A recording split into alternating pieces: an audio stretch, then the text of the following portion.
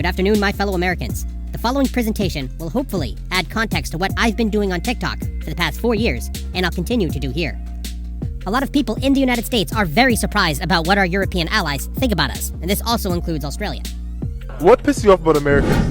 How stupid they are. No, how stupid we are. Yeah, Americans are really stupid. We're all forgiven because there's so many other things that have happened that are like, yeah.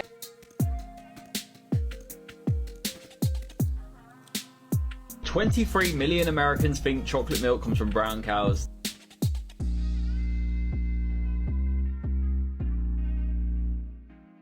Americans were shocked to discover that Australians dislike us so much that their media outlets started using these weird statistics to claim the US lost to Australia.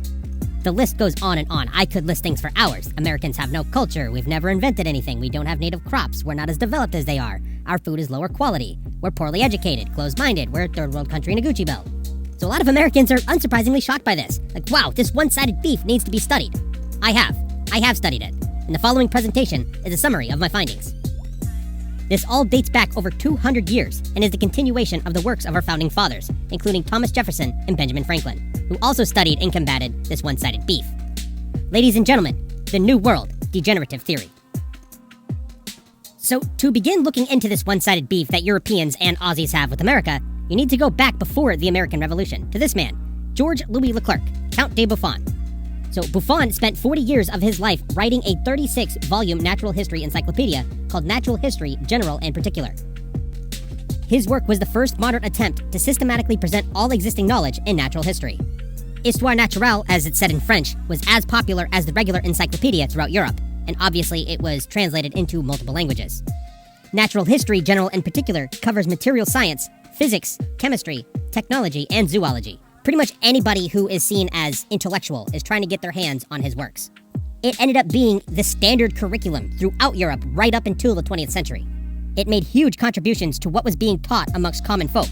For example, back in the day, they were finding fish bones and seashells on the top of very, very tall mountains. And it was believed that this was direct evidence of the Great Flood that you read in the Bible.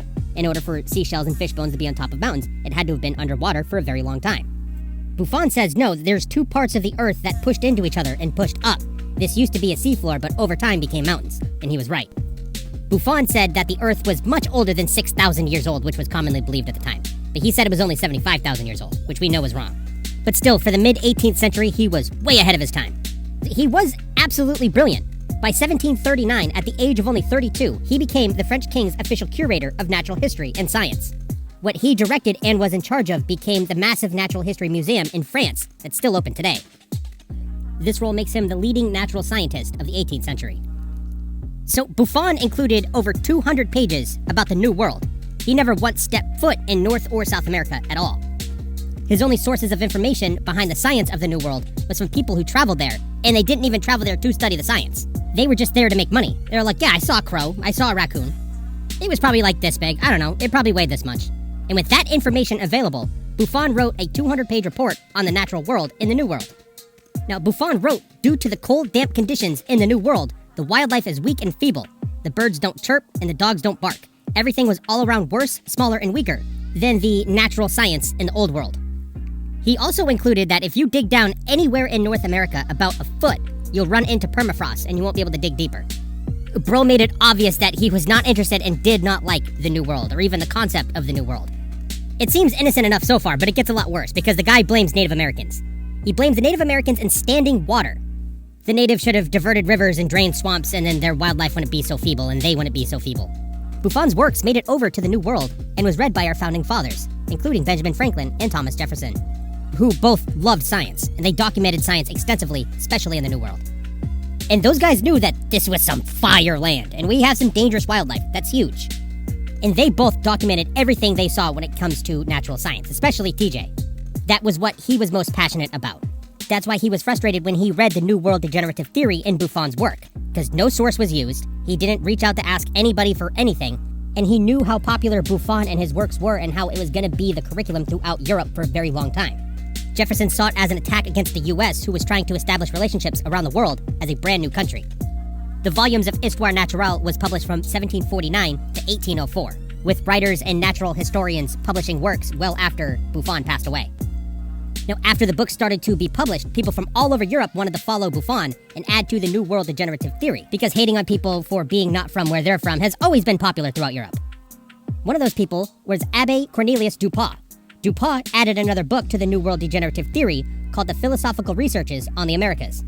He was essentially trying to go viral in today's terms back then by adding to the New World Degenerative Theory and being very dramatic about it. And it worked and was added to the intellectual curriculum. Dupin wrote that Buffon didn't go far enough, hating the United States and America. Dupin added that if these omnipotent Europeans around them take their families and move to the New World, they will also degenerate in every way. Kinda sounds familiar, right? Well, I'm not even done yet, because Abbé Raynal, another French natural historian, added to the hate with his own books by adding America has never produced a good poet, a clever mathematician, a genius in even one art or science, or even a good general.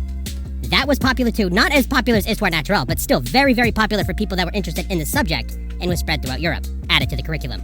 Thomas Jefferson and Ben Franklin spent a lot of time in France.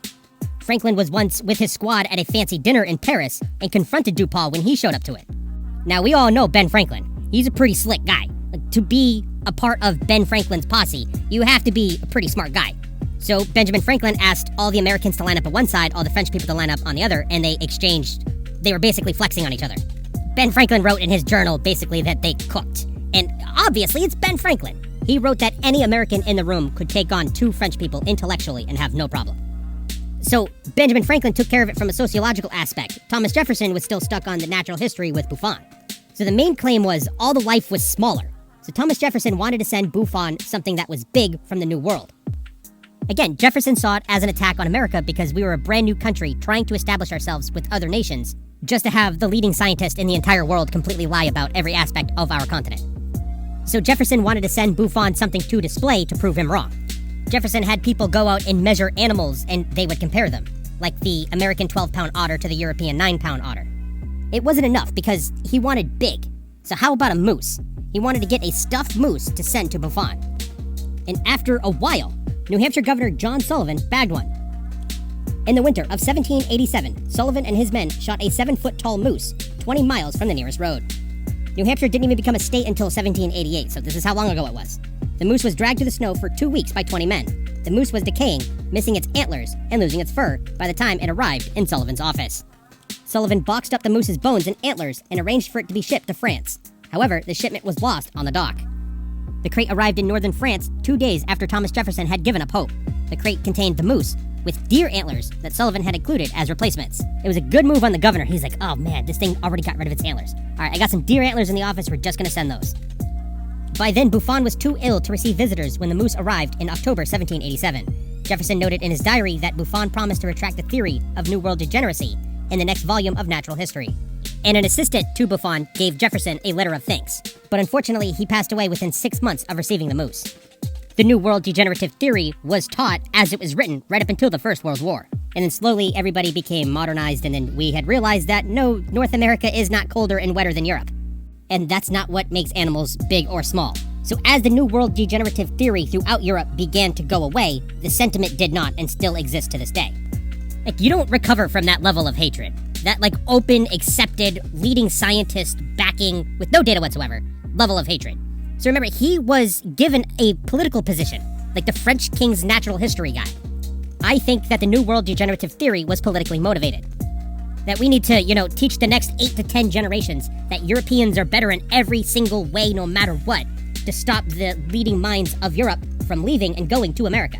It was an attempt to stop a potential future brain drain from the continent. I mean, hey, if they thought the land was weak and feeble, it worked to our advantage because a few decades later, that same guy, Thomas Jefferson, purchases the Louisiana Purchase from Napoleon in France for $15 million. If they would have properly surveyed that land, they would have seen that Buffon was completely wrong. Instead, we got it for a wicked deal, so thank you, Buffon, for that.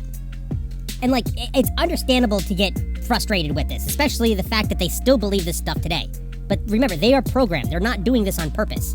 They sit there and completely ignore their own government corruption and will study these weird little aspects of the United States to weaponize our shortcomings against us, because it's still in their head that they're better in every single way. So all I'm doing on TikTok and now here is basically sending them the stuffed moose, showing them that they're wrong, showing them the data. Oh, America has a poor education system? Well, here's where we rank compared to you. Oh, we're a third world country in a Gucci belt? Here's where we rank on the Human Development Index.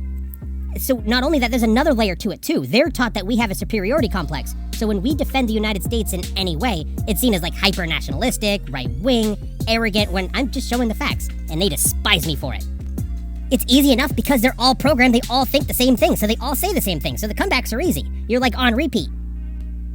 Cherry on top, they're our allies. That's just crazy to me, that they feel this way about us. They are programmed to feel this way about us. They have been for almost 300 years, and they still look to us when they need our help. You know why? Because we are the greatest nation in the history of this species. Have a good night, everybody.